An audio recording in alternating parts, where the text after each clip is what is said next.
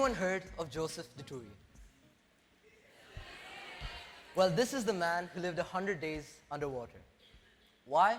For quest for immortality. Well, maybe not immortality, but something very close. Anti-aging. By staying under a high-pressure environment under the deep blue, he reversed his biological age by 10 years.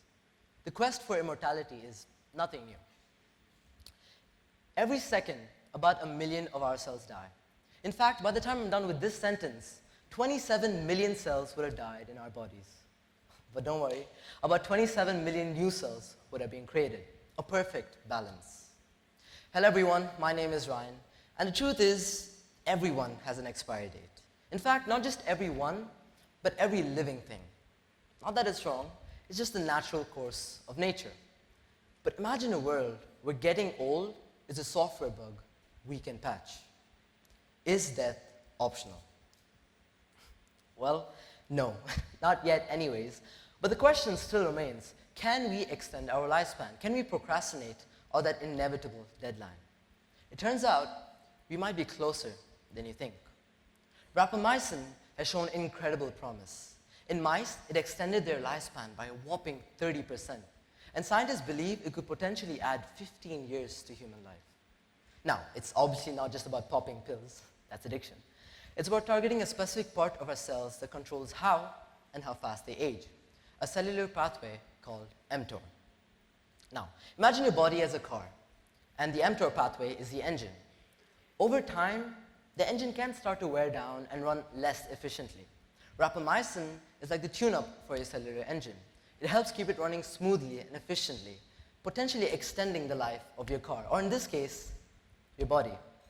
But even when drugs like rapamycin work, your organs may still give in long before the rapamycin takes effect. So why not print yourself a new organ? Scientists are working on printing living organs that can hopefully be one day transplanted onto a patient who needs it. Researchers at MCRI created the first living mini kidney. And when I heard about this a few months back, I was both shocked and amazed at the same time. Although the kidney wasn't fit for transplant, as it was about the size of a nail, it was perfectly capable of testing whether certain drugs would damage the kidney cells. Truly incredible. Now, what if we want to take a step further and we want to live forever? That's exactly what the projects like the 2045 initiative work out. They aim to create human bodies that, in theory, could last forever. But this is next to impossible, because to do that, we need a map of an entire brain with 100 billion neurons in it. And why that's next to impossible is because we only recently mapped out the whole brain of a worm, which has about 86 billion fewer neurons than a human. Well, at least you can make worms immortal, right? And beyond the physical body, we have digital immortality, becoming part of the actual matrix. But I'm afraid you won't be doing that though, because it is an extremely far-fetched reality. Your consciousness, your memories, your personality, all encoded into a series of ones and zeros. Not very utopian, is it? Now imagine we do somehow conquer death. Now we have the time to master every language, climb every mountain, every dream is a stepping stone. And family, they're there for us every step of the way, but imagine them being with you forever. You'd never have to shed the tear for a loss of a loved one again. But this isn't natural. It might seem like a dream, sure, but it raises questions about the natural cycle of life and the emotional growth that comes from experiencing both joy and sorrow. Would we be able to fully savor the bittersweet experiences that shape us as individuals? And when you climb the mountain of life and you reach the peak with immortality, the thrill will be muted.